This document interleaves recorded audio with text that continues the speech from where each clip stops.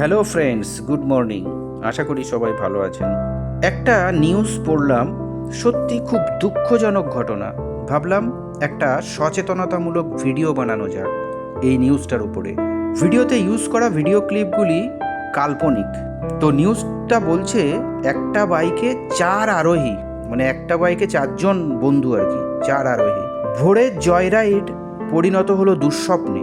ভোরবেলা তারা জয়রাইড করতে বেরিয়েছিলেন 4জন একটা বাইকে, হেলমেট ছাড়া। তো সেই জয়রাইড পরিণত হলো দুঃস্বপ্নে।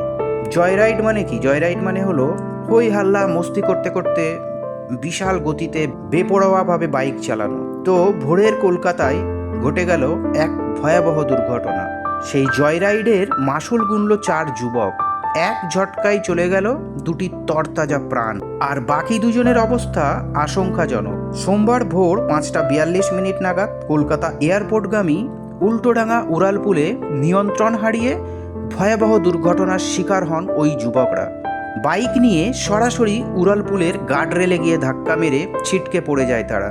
তড়িঘড়ি স্থানীয়রা তাদের উদ্ধার করে আরজিকর হাসপাতালে নিয়ে গেলে 2 যুবককে মৃত ঘোষণা করেন চিকিৎসকরা।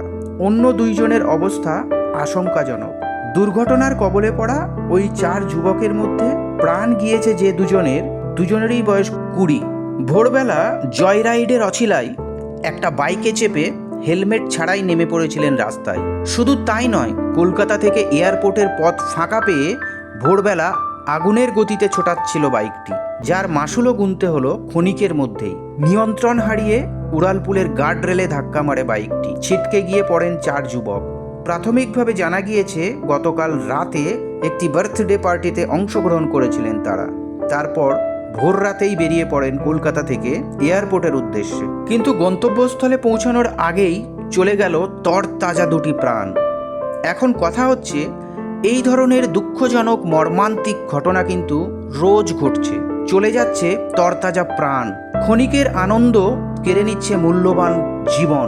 বেশিরভাগ বাইক দুর্ঘটনা ঘটে এই চ্যাংড়া ছেলেদের জন্য, যাদের বয়স 16, 18, 20 বছর, যারা এখনো ঠিকভাবে ম্যাচিওর্ড হয়নি, জীবন সম্বন্ধে যাদের কোনো উপলব্ধিই নেই।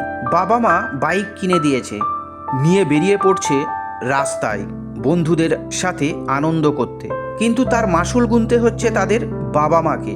এই যে 2টি 20 বছরের ছেলের বাইক দুর্ঘটনায় প্রাণ চলে গেল, তারা কি একবারও চিন্তা করেছে যে একটা ছেলেকে মানুষ করতে তার বাবা মাকে আজীবনকাল কত কষ্ট, কত পরিশ্রম করতে হয়েছে? সেই উপলব্ধি তাদের নেই। কেননা তারা ইম্যাচিওর। যারা এই সমস্ত দুর্ঘটনায় মারা যায় তারা তো মরে উপরে চলে গেল, কিন্তু তাদের মা বাবার মধ্যে রেখে যায় চিরজীবনের জন্য একটা কষ্ট, দুঃখ, বেদনা। আবার ধরুন, বাইক দুর্ঘটনায় যারা গুরুতর আহত হয়েছে তারা যদি বেঁচে যায় এবং বাকি জীবন বিছানায় কাটাতে হয়, তাহলে এর থেকে বড় কষ্ট আর কি হতে পারে তার নিজের কাছে, তার বাবা মা, সমস্ত পরিবারের কাছে? তাহলে কি করা উচিত? এর জন্য কাকে দায়ী করব আমরা? সেই ইম্যাচিওর 18-20 বছরের চ্যাংড়া ছেলেদেরকে, তাদের বাবা মাকে, না সমাজকে?